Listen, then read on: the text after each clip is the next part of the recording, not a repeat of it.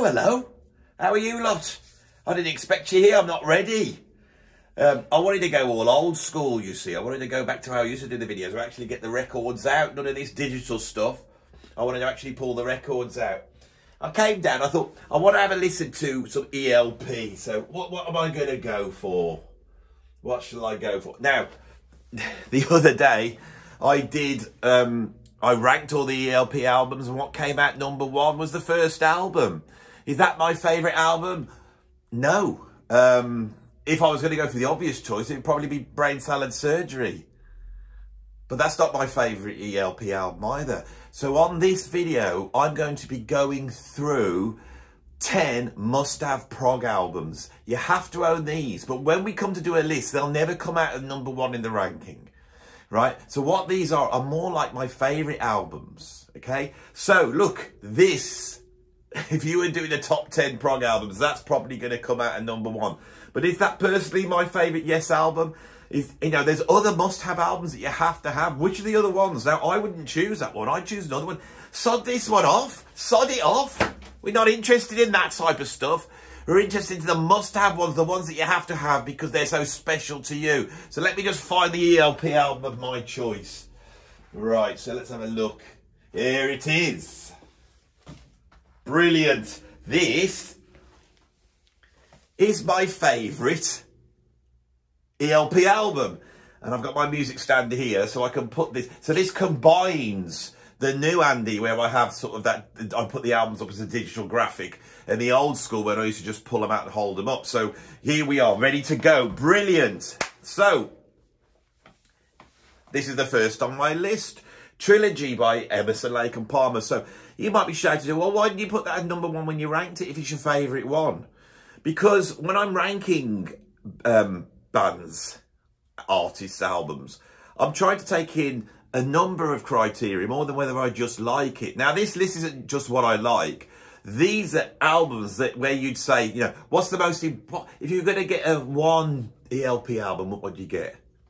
And I would say we'd probably get Brain Salad Surgery. They're at their peak there. But if you really want to see them innovating and really breaking new ground, then you get the first album because they arrive fully formed. But I do have a soft spot for Trilogy. So this is what this list is. It's the soft spots, right? I lost this many years ago. Anyone watch me going off around the record fairs, getting, replacing albums I lost with, see that I was very pleased to get this. And when I hold this in my hand, it just gives me a feeling of such strong nostalgia. This is the ELP album I really loved. The first one I got was actually the best of ELP. The second one I got was Pictures of an Exhibition. And I have a nostalgic feeling for that, even though Pictures of an Exhibition never really quite won me over because just the production was a bit echoey. This one is an absolute masterpiece. There, look at that. Oh, that's what we call an album. ELP, millions of them, lurking in the woods. So I think this was about 1972. It opens up with Endless Enigma. And Endless Enigma then runs into a Keith Emerson tune called Fugue, and then it comes back out into Endless Enigma Part 2. So straight off, you get a little mini epic. And this is right when ELP are at their peak. As I've said with Brain Salad Surgery, I think the problem I had with Brain Salad Surgery is it doesn't sound like this, doesn't sound like Tarkus, doesn't sound like the first album, because Eddie Offord, the great producer who also produced Yes, was not involved in Brain Salad Surgery. Tarkus and Endless Enigma are, for me, ELP at their peak, where they're really firing on all 12 prog cylinders. And I almost feel that if you listen to that, you would really get what the prog end of Emerson, Lake and Palmer is. And then we have From the Beginning. I have a soft spot for Greg Lake's acoustic ballads. I think he's a very strong songwriter. And I think From the Beginning is his best, I think. Then it's followed up by The Sheriff. Now, The Sheriff is a bit one of these comedy tunes. They always have to throw a comedy tune in. Now, this is a comedy tune. It's absolutely brilliant. It's sort of emulates a sort of cowboy, like 1950s British version of Cowboys. It's got lots of sort of Western musical tropes in it. It's brilliant. It's their best one. And then we get Hoedown, which is them doing a sort of rock, bombastic version of a classical piece of music. In this case, it's Aaron Copland. And it's down here as being written by Copland, Emerson, Lake and Palmer. Yeah, you switch it over and then you have Trilogy, one of their greatest tunes, again, full on prog. Then we have Living in Sin, which is very rocky. It's the hard rock end of it, very dark. And then we have at the end Abaddon's Bolero, which is basically like an ELP Bolero that just builds up to a seismic climax. Now, I was in rehearsals with bass legend John Jowett at the weekend, and I was talking about ELP, and he said his favourite tune was Abaddon's Bolero. And when I read this, I really think this does everything that you want ELP to do at its best. So there is a strong argument that this one here is without doubt their best album. So why don't you put it at the top of the list? It's because no one ever mentions Trilogy. I'm sure everybody at home now is shouting, it's my favourite album, it's the best album. Is this the best ELP album? Did I make a mistake in my ranking? Am I being prejudiced against my prejudices in not making this number one? Because when I see it there, you know, the only thing I don't really like about this album is the cover, right? I don't like that cover of them looking all sort of winsome, you know, and a little bit sort of hippified, and dare I say camp. ELP always have a touch of the camp, where there's nothing wrong with that. Shall we see the whole thing? I don't like the curly. I just don't like this cover. I don't think a prog masterpiece like this should have a cover like that. It's not a bad cover. It's not Love Beach, obviously. Tarkus, the one before, has got one of the great progressive rock covers of all time. So that's my number one on the list.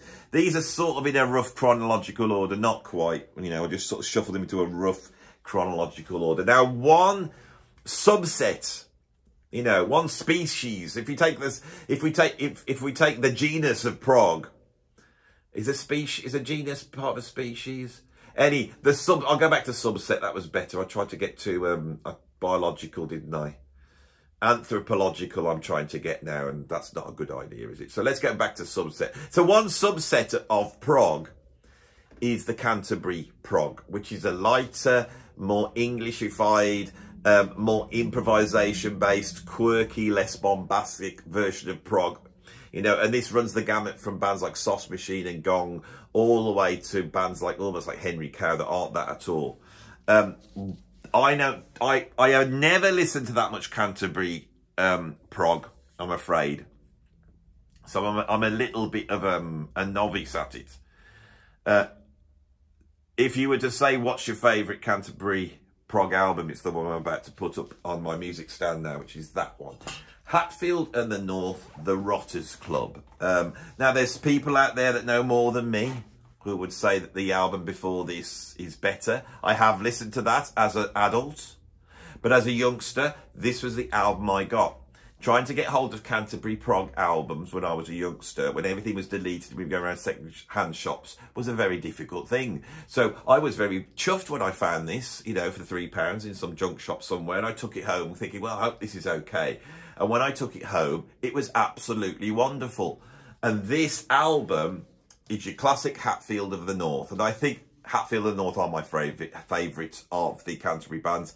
Caravan aren't quite on the virtuoso level as this one, I don't think. Soft Machine, and they're like a jazz fusion band by this point. The lineup is Phil Miller on guitar, Pit Pile on drums, Richard Sinclair on bass and vocals, and Dave Stewart on organ, electric piano and tone generator. Now, Dave Stewart is one of the great forgotten heroes of progressive rock, one of the greatest keyboardists ever to come out of progressive rock, an utter virtuoso that seems capable of doing anything on the same level, if not beyond the greats like Keith Emerson and Rick Lakeman. We all know Dave Stewart's a monster, and anybody who checked him out in Bruford's band will know that this guy can play anything. And here, this is his band. Although he doesn't do that much writing on this, he contributes a song called Big John Wayne, Sock Psychology on the Jaw, which is one of the greatest titles in progressive rock. And it's true. That's what psychology needs, you know. Psychology, pseudoscience, what it is. John Wayne to go out and all these people moaning and pretending to be victims and saying, oh, I've got this and I've got that. What it needs is big John Wayne to go just punch it in their face and tell it to sling its hook. It opens up with Share It, which is so catchy. It's like poppy prog, but it's not. It's whimsical and weird. But on side 2, after the incredible underdub, and I've always felt that that's part of this whole suite, we then have the long track, which is called Mumps, which was written by Dave Stewart, you see. The great epic's written by, maybe he's spending all his time writing that. This is an absolute incredible side-long epic. I don't care about, there's another track on there. It's like 20 minutes long or whatever. And it is so complex and dense and yet so quirky and interesting and compositionally, you know, well thought out. The band's are absolute virtuoso. And what a cracking cover. And if you want to know that, that's a young Joan Crawford there. And she is, they've obviously doctored. It's saying she's called Ruby Crystal. I was fascinated by this because I'm a huge film fan as well. I could easily do a YouTube on film, and I would love to be able to expand my remit by starting to talk about different films. My interest in film is actually greater than my interest in music anyway. So that's Joan Crawford, and she's signing the picture which is seen on the back, which looks to me like it's like an Edwardian picture of a load of very straight-laced adults surrounded by a bunch of winsome and playful and dirty-faced children.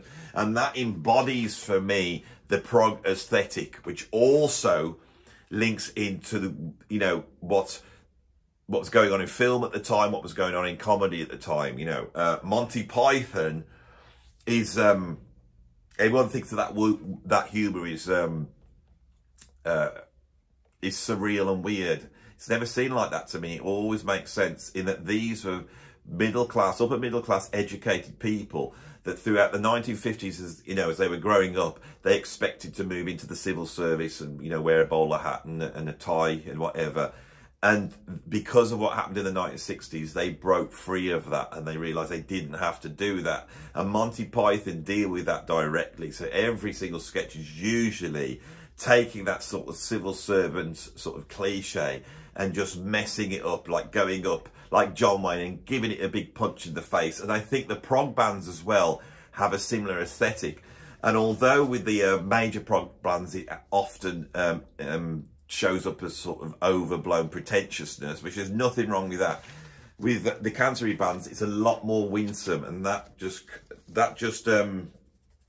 seems to personify the fundamental message of prog, which was, it's the 1960s, we can now do what we want, let's do what we want. We can pretend we're rock and rollers, we can pretend we play classical music, you know, let's democratise anything. And even as posh people, we don't have to become accountants and estate agents. We can too become rock and rollers. And what the upper middle class rock and rollers look like, they look like Hatfield and the North, don't they? Talking about the Canterbury scene, this is the album I got number 3. Oh, I love this album, right? I love this band, and it is Gong, Angel's Egg, right? I absolutely love Gong. And if I'm doing a top 10 anything, you know, if you've watched this channel, that Gong, you will always get in that list because it's an absolute masterpiece. I absolutely love that album. Now, why do I pick that album? I'll tell you why. Because in terms of this trilogy we have, so Gong made this trilogy. This is about the most prog thing you can think of. You know, over 3 albums, they told this bizarre story of some aliens called the Pothead Pixies landing on Earth. They meet Zero, the hero. They give him some LSD. He has a great big trip, and you could see Zero here. He's off there, and he's being looked after by these two little ladies here, and you could see his sort of spirit, you know, or his astral body is projecting. It's going up here to, oh bloody hell! Oh, sorry, I've forgotten that bit. You know. Bloody hell, I'll get banned. I'll get banned. What the hell's this on the back? This is the album. That's how they made it. David Allen came in, and he came in with this drawing. He goes, this is the album, and they all went in and made this masterpiece. So you have these 3 albums. You all know this if you're watching this. There's these 3 albums. If you don't know about it, go and listen to them. The first one's called Radio Gnome Invisible. The second one is called Angel's Egg, and the third one is called You. And it goes from this sort of quirky, gong-esque, you know, funny and quirky, and it's still quite heavy, the first album. Then it goes through this album to Gong You, and You is like out-of-body experience as far as I'm concerned. It really lays the groundwork for modern dance music and the rave culture. This one sits in the middle. And the difference with this one and the other albums, it's very fast moving. This is why we've got all this structure on. There's a lot of tracks on here. Now, of course, it all blends together. Now, it opens up with Other Side of the Sky, which is an 8-minute track which slowly builds up with their sort of burbling, going, all that bit's going on. But when we come out of that, we're then going through very short tunes. 3 minutes for Soul to the Highest Buddha. Castle in the Clouds is 1 minute 15. Prostitute Poem is 5 minutes 30. Giving My Love to You, which is 50 seconds long, and it's like a sort of Chaz and Dave. Imagine Chaz and Dave on acid. That's what we've got there. And then it ends with the beautiful Celine. And then you turn it over and you got Flute Salad, which is Didier Malherbe's doing his thing on flute. Absolutely beautiful. I just love this album. And then it goes into Oily Way, which is one of the greatest tunes. It's only 3 minutes 35. Absolutely incredible. Pierre Morlon on drums, one of the greatest prog drummers of all time. This is my favourite Gong album. If I was just going to have one, because this cheers me up, I can stick it on and I'm in Gong world, and it's the quirkiest, the most fast moving, it's all over the place, it's the most telling of the story. The first one tells the story pretty much, but the last one, you're just in this psychedelic realm. So that's what I've got. Should I put it back up there so you can have a look at it? Oh, look. Oh my God, I've done it again. Whoa, there must be something deep or subconscious why I keep showing you that. I'm going to move it away out of hand's reach. So, top 10 must-have prog albums. We've got to have Yes on there. I've already slung me close to the edge across the room. Now, I must say that no Yes albums have actually been hurt in the making of this, because before, and I knew I was going to do that as part of the sort of comedy of this video, so I decided, over in the corner, you can't quite see it, but I do have a number of velvet pillows filled with the feathers of doves. So Close to the Edge had a beautiful prog landing over there. Don't worry about it, right? And I thought, Close to the Edge is definitely not my favourite Yes album. If I was going to go for the Bill Bruford Yes, it would be Fragile, undeniably. You know, Roundabout, you know, Other Side of the Sky, you know, all of, you know, they're just brilliant album. But there is one track by Yes, which is the greatest progressive rock track ever made, and it makes this album a must-have album. Now, I'm afraid, again, and I seem to keep featuring this on this channel, it does have a bottom on it. I do apologise again. All right, there we go. Yes, going for the one. Rubbish cover. Hypnosis did that, didn't they? I bet they get paid a lot of money for doing that rubbish. Now, on a video, I claimed that that was Patrick Moraz. And I claimed that they had made him do that with the promise of being on the album. And then when it came to it, they still got Rick Wakeman on it. But that is just guesswork by me. That has not been actually established in prog law as being a fact. And it may well not be a fact. This is a single album. Look at the size of this. What have we got here? There they are. Can you even fit that? I've got it on wide angle on my phone. Look at them there.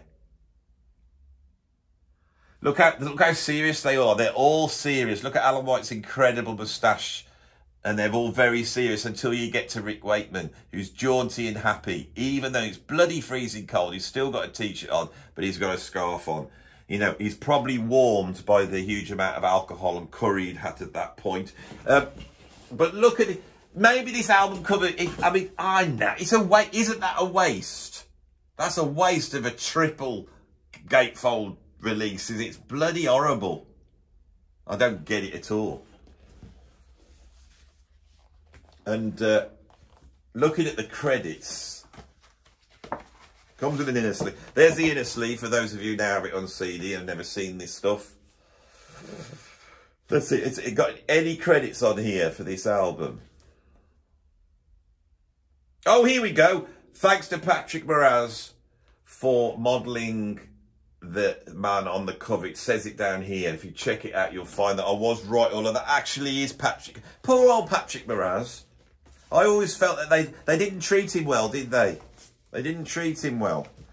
They got him in. There was a great big hoo-ha. He comes in, he does Relaya. And Relaya could be here, but I've never had the soft spot for Relaya that I have for this album. This is a stonking album, right? Let's have a look at the track list on here. So, Going for the One rocks. That's the opener. Going for the One. Turn the Century. That's okay. It's probably the weakest, but it's still full on, yes. Parallels rocks.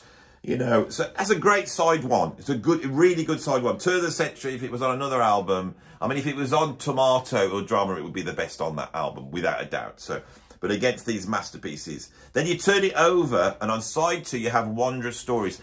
Now, Wondrous Stories is a bit twee. But in terms of a prog single, we're talking about, you know, everyone says prog has to be really long. It doesn't have to be really long. You could do prog in 2 or 3 minutes. And they do on Wondrous Stories. And I love it. Now, some people don't like it. They think it's a bit twee. Talking about John Jarrett, we know we're chatting about Wondrous Stories. And he doesn't like it. He's the biggest Yes fan in the world. I love it. So there we have perhaps the greatest, in my opinion, short prog song.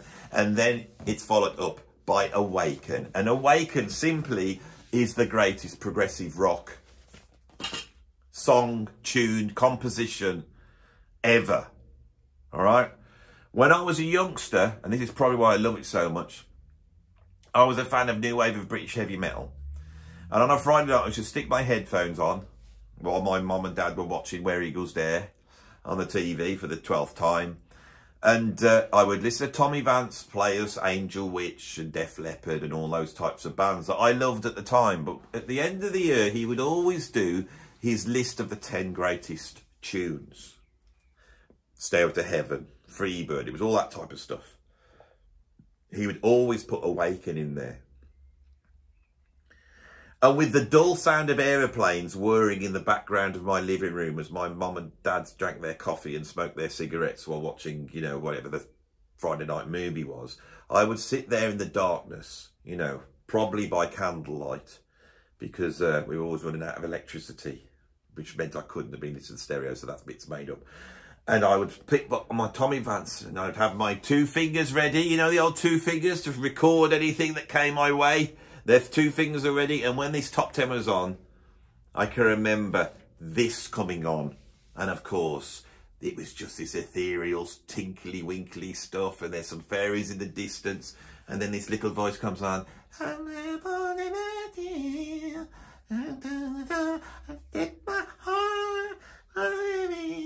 All that bit's going on. I got, what the hell's this? I was waiting for Tigers of Pantang. What the hell's this? I didn't do that. And then this tune comes up and it starts to build and it starts to spiral. The most incredible thing I've ever heard. Halfway through, bang, I kick it in. I just get the second half. I haven't got a clue what album's it on. I wasn't listening to Tommy Vance when he was talking. I didn't record that bit, so I didn't know what it was. So this existed in my brain for ages. Yes, I knew it was by Yes. And I went out and bought Yes albums. This is one of the reasons why I got into prog. Oh, yes, we'll leave it that way because we don't want to look at Patrick's bum, do you? It was an enigma. It was. And an endless enigma it was. And it took me a long time to get this album. Right? Because I didn't think that this one... I mean, look at that cover. That's not going to have Awaken on it, is it? And eventually, I'd got the first Yes album, I'd got Time with a Word, I'd got Fragile, I'd got Tales of Topographic Oceans, I'd got Close to the Edge. What else had I got? I got 90125 because that had come out. And my mate had a few extra Yes albums, and he dropped them on cassette. He put Relayer on side 1, and he put this on side 2. And I can remember finally, you know, when I got all the way through Relayer and all the way through this list, got this bloody good stuff, you know. And then Awaken came on. I'd finally found the holy grail of prog. I love this album. You know I'm right. Okay, so if you're going to have a Genesis album on, well, we are. I've said that wrong. I'll start that again. If you're going to have a Yes album on, we're going to have a Genesis album on. We've got to have a Genesis album. Now, which one are we going to have? Well, you know, when I was growing up, my favourite was Lamb Lies Down on Broadway, but it's a bit of an anomaly. The classic ones, I would say, would be Nursery Crime, maybe Trespass, but definitely Nursery Crime, Selling England by the Pound, and Foxtrot. I've got Foxtrot behind me just to remind everybody what a proper prog album is, and that's what this is not about. But as time has gone on, so this one is not something I grew up with, but I did, because actually the first Genesis album I ever bought was 3 Sides Live. And on that, you get the versions of classic prog stuff off the classic prog albums, but sung by Phil Collins. So I was quite used to that. And after Peter Gabriel leaves, and before Steve Hackett leaves, there are 2 albums where they're still full on prog, Trick of the Tail and Wind and Wuthering. Now, as time has gone on, maybe, you know, I was prepared for this by being obsessed by 3 Sides Live. I was a drummer and I was obsessed by the In the Cage and listening to Chester and Phil playing together. Just play it over and over again. But maybe that it's prepared me for this one, which I never owned when I was young. But as time's gone on, I'm starting to think that this, Trick of the Tail, may well be their best album. I think in terms of competence and ability to create incredible progressive rock and the production and the sound, this is their best Genesis's best album. I'm having problems getting my words out. Of course, it's a gatefold, right? We've got that Dance of a Volcano on. We know, great Phil Collins drumming on that. Entangled, very beautiful. Squonk, one of their great tracks. Mad Moon, brilliant.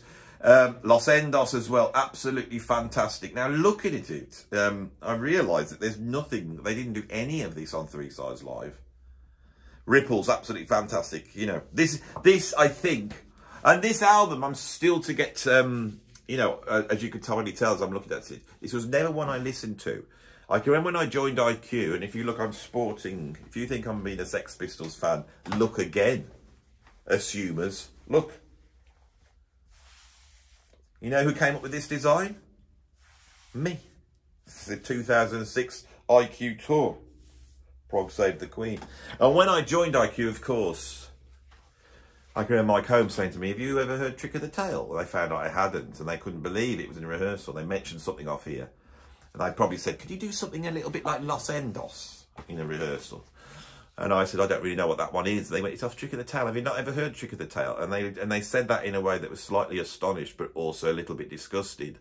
Because back then, even as a nearly 40-year-old bloke, I still hadn't heard it. I've heard it now, but I just don't know it that well. You know, what I might do is, these albums I don't know so well, which are absolute classics, I could do a reaction to. Beautiful cover as well. Quirky, with that weird English quirkiness. I'm getting pulled into it here. There's a lot going on. This next one on the list is like, it's like why I did this list, because this is one of the greatest progressive rock albums ever made. But when it comes to this band, I'm never going to pick this album as their greatest album. All right? Now, the reason for it, I'll just pull the album out rather than giving you that dangling the thing. What is going to be? What Andy's picking now? Well, it is. I'm not going to do that anymore. It's cheap. I'm not going to cheat myself with trying to torture you with this, you know, continually like an episode of EastEnders, dangling the carrot of nosiness on my videos. So, yeah, the next one is Rush, Farewell to Kings. I love this album. It's them at their most proggy. If we were to say, you know, what's the prog album you need to own by Rush, you're going to say 2112. I never thought 2112 was that good. You know, I think even Fly By Night and even Caress of Steel's a bit better than 2112. And then after this, they do Hemispheres, which is put full on prog. And I was going to pull that out. And it's fantastic. But my heart's with this one. My favourite Rush album will always, forever be Moving Pictures, which I think is a prog album, but it's not as prog as this one. And a lot of people will say, that's not a prog album, you know, the anal retentive end of my viewers, which is the vast majority of them, that like everything in its place and a place for everything. And they've got a definite, you know, they keep that gate. They keep that gate, they do. And, they you know, it's like when Moving Pictures walks up and said, can we come in, please? What into the prog party? Yes, well, I don't know. Well, my brother just went in. Farewell to Kings. Well, that's prog. I don't know about you. I mean, there's a few hit records on here, and I do believe there's a sort of reggae electronic type track on here. Yeah, but it's only one track, isn't it? Yes, I know, but I think that really, just having that on. Well, you got Witch Hut on. There's nothing more prog than Witch Hut. Yeah, I know, but Witch Hut's short, isn't it? Well, you got Camry, isn't it? Camry's long. Yes, but is it really prog? It just goes on and on and on. But what about other classic tracks on side one, like Tom Sawyer and YYZ, Red Barchetta and Limelight? Surely they're all prog. Yeah, I mean, they're a bit short, and some of them actually sold, you know, and normal people actually like that. Oh, I don't know whether you're in. Well, you know, so anyway. If you were going to the prog party, that would get you in. This one, look at the cover. Fantastic cover. And the thing about this, it is at once prog, and it's also noddingly knowing that prog's over. Right, 1976, in Canada, they knew prog was over. Rush did. They haven't heard the Sex Pistols. They haven't heard any punk. Punk didn't get rid of prog. In 1976, they already knew. No one in Canada's listening to punk. Right? That's what this is about. This is the modern world. This is a degradation of the modern world. Right? The king's not there. He's gone. He's just left with the jester and his strings, and he's fallen apart. And we're saying goodbye to the sword and sorcery and the silliness. Look at them there. Wonderful. I like to be able to hold the records, you know. When I have that digital thing in the background, it's not as good. Because you look at the record and it inspires you. Look at these prog albums always have to have that slightly italic and sort of Romanesque writing. Always. You know, as though it's been written in an ancient time by a prog scribe. The thoughts of these, right? These Dionysian figures, you know, sat nonchalantly in their kingdom of prog, that their words have now been scribed out like this. And so we can now read them and take in the wisdom, you know. When they turn the pages of history, when these days have passed long ago, will they read of us with sadness for the seeds that we let grow? We turn our gaze from castles in the distance, eyes cast down, on the path of least resistance. Cities full of hatred, fears and lies, withered hearts and cruel tormented eyes, scheming demons dressed in kingly guise, beating down the multitude and scoffing at the wise. You could write that now, couldn't you? You could write that now. It's so apt, isn't it? It's so apt. The hypocrites are slandering the sacred halls of truth. They are. They are. Those postmodern critical Marxists. Aren't they? They don't respect truth anymore. Rush, you're totally right. I don't care that you're into Ayn Rand and you're far right and you know, you don't care about it. It's all individuality and you've got no sense of, you know, community. I don't care. Every man for himself. Ancient nobles showering their bitterness on youth. That's me. That's me. When I read this, I was the youth when I read this, and now I've become it. I am. And where are we? Can't we find the minds that made us strong? Can't we learn to feel the rights and wrong? And then you enter into a guitar solo of such mathematical density that 14-year-old me is now completely foxed. What a bloody brilliant album. I'm not going to go through it. What I just did then was better. What I did was better than giving you facts. We don't need facts and truth, do we? So, what have we got next on the list? UK, right? UK, that masterpiece album, the one with Alan Holdsworth and Bill Bruford, which is one of the greatest prog albums ever made, isn't it? I know, I've said this a million times on this channel. One of my favourite prog albums. Is it my favourite UK album? Because they only really did 3, didn't they? No. My favourite's Danger Money. And I was going to pull that out. Why do I like Danger Money? Because when I was into UK, I was already the biggest Alan Holdsworth fan. So I had everything. So I wasn't blown away by Alan Holdsworth as many people are. It's a fantastic album. But what I was massively into was the drumming of Terry Bozzio.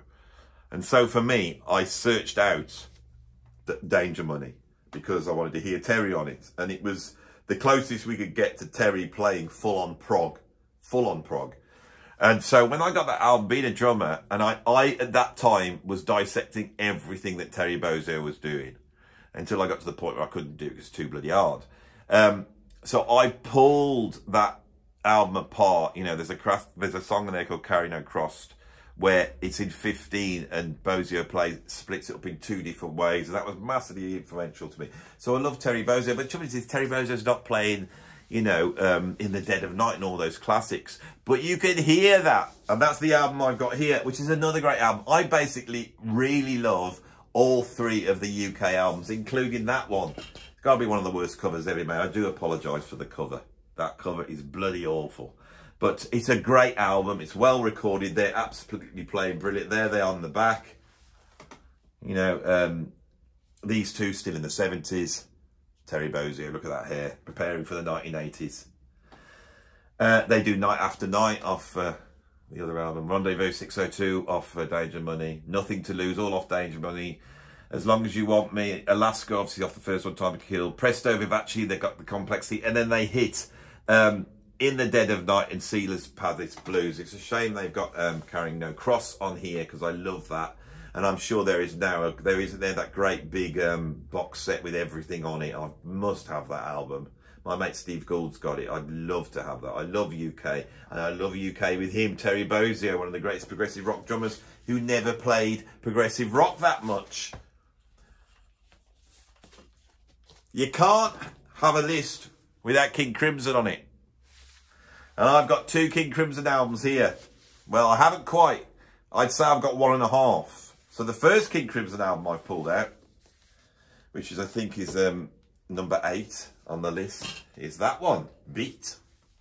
Ah, that's funny, right? So, you know, if you're putting a list of King Crimson, you know, you may put in the Court of the Crimson King, you know, the album that launched the boat of prog. Well, it wouldn't even be a boat, would it? It would be a ship. Or it would be the head of the armada of prog, wouldn't it?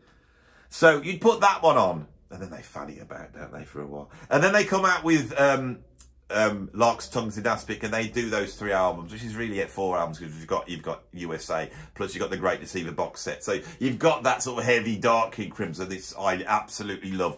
And if I'm doing this list, it'll always be red. I'll always go and get red.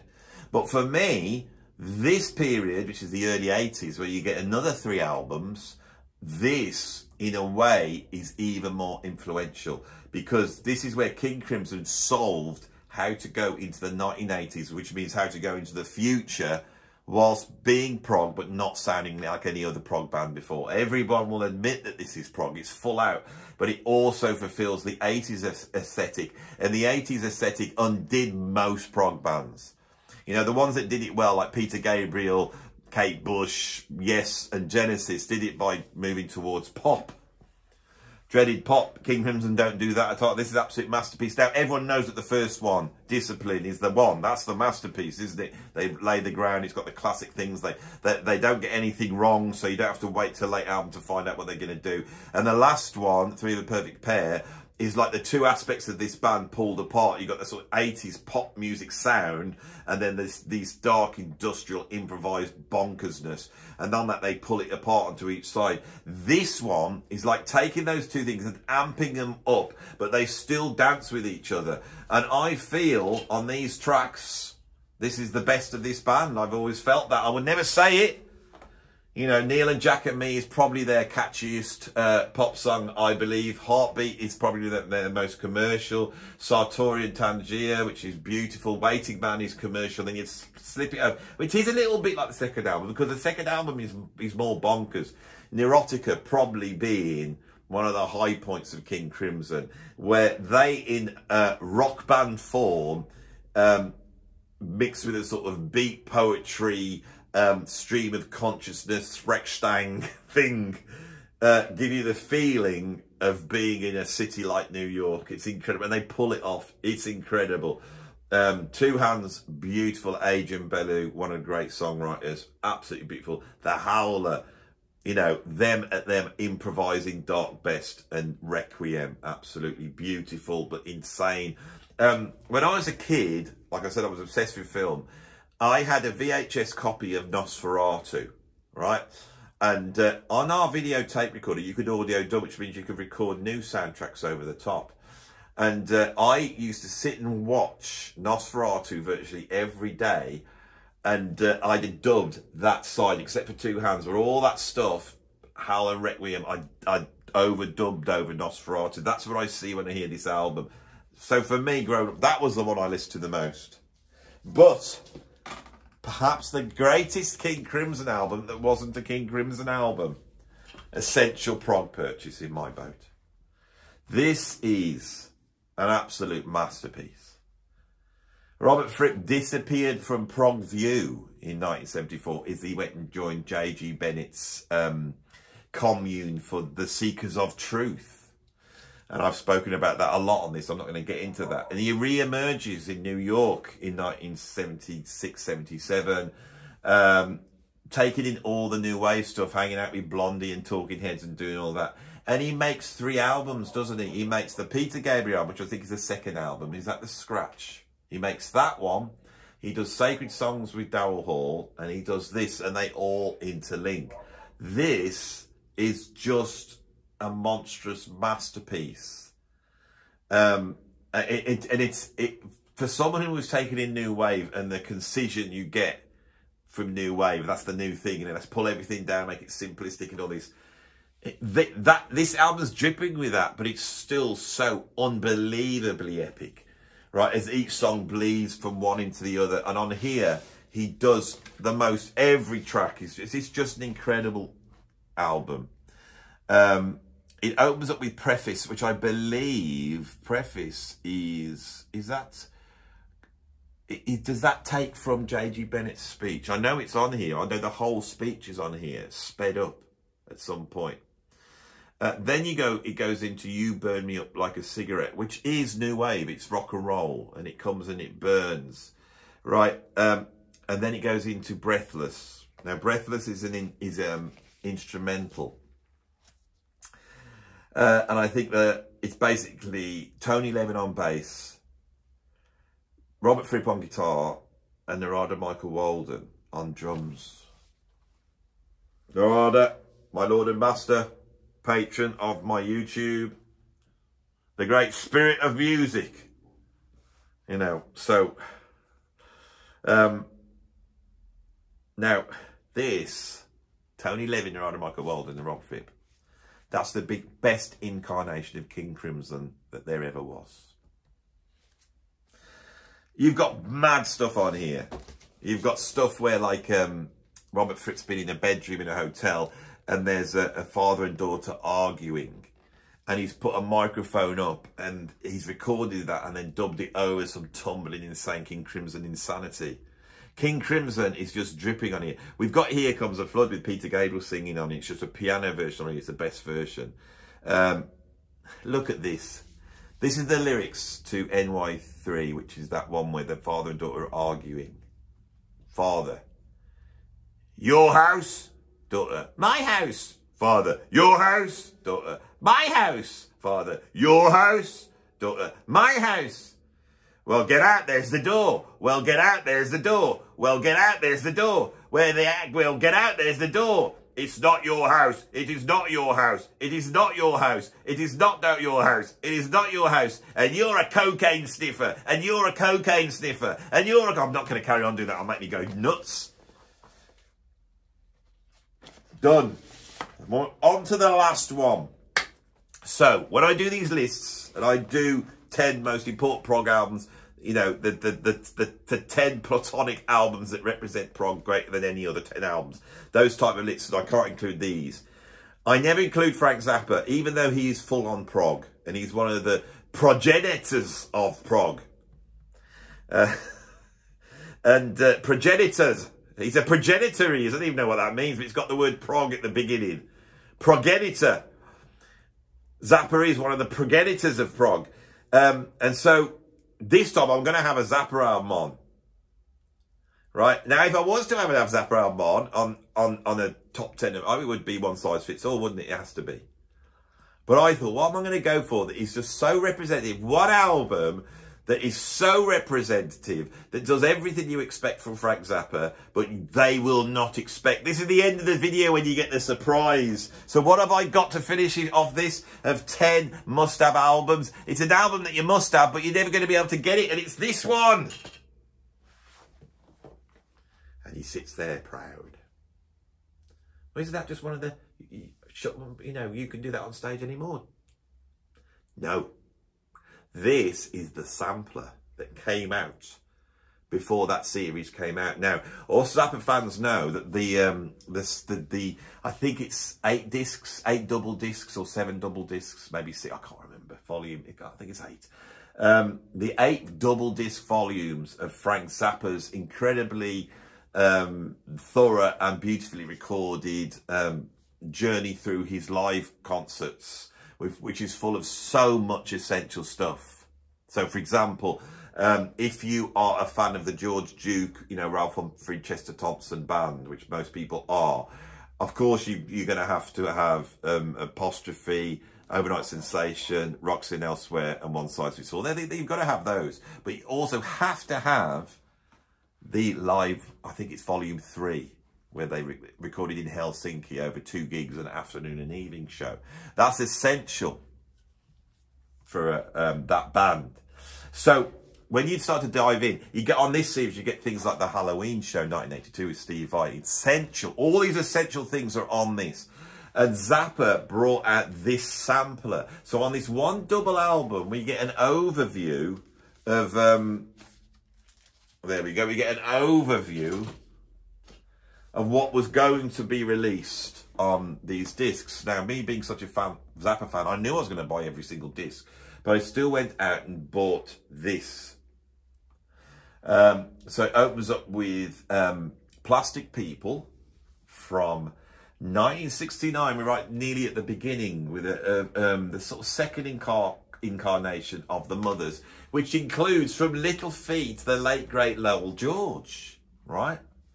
Playing guitar and singing on here. Then it goes into an incredible version of The Torture Never Stops, which is 15 minutes long with Terry Bozzio on drums, you know, Patrick O'Hearn. Then we've got Montana, which is the classic George Duke band, and that must be from the Helsinki.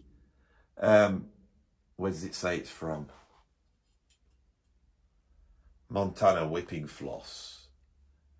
Yeah, that's from the Helsinki. So you get 10 minutes of the Helsinki disc. And then we get the Evil Prince, which is on Thingfish. And Thingfish is an obscure one with a 1984 band. And then you get You Call That Music, which is some weirdness, again, by the Lowell George version of the Mothers. And then on side 3, we've got Charlena, which is by, again, the 1984 band. I can see just by looking at it. And then we get Nuke Rubs It. And this is incredible. 11-minute version. Which it contains, actually, it doesn't contain the whole lot. If you get the actual full version of this, you actually get parts of Don't Eat the Yellow Snow that you never hear. Right? That's got Vinnie Colaiuta on drums. Brilliant stuff.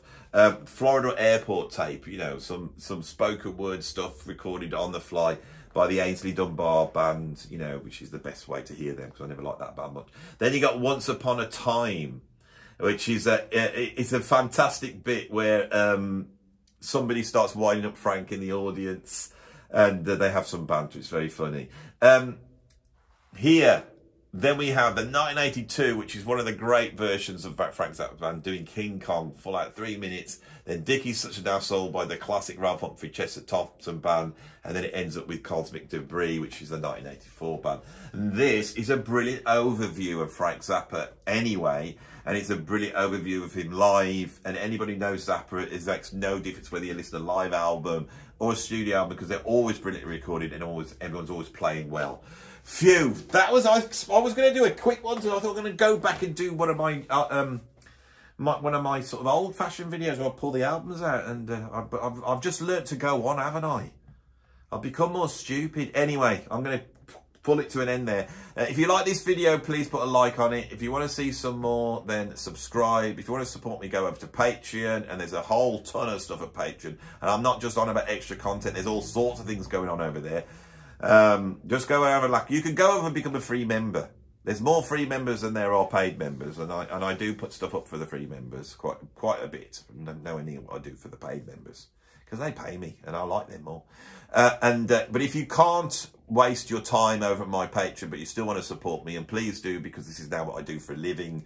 And if you don't support me, I won't be doing it for a living. I will be on the streets begging. So if you don't want me to become a dirty, rotten beggar, and, you know, keep one aging progressive rock fan away from the gutter, then you can support me by putting some money into my PayPal tip jar. I've begged, I've borrowed, I've done all the things that you could do on a video. I'm done now. See you all. I'm going to go and rescue me Close to the Edge video album there.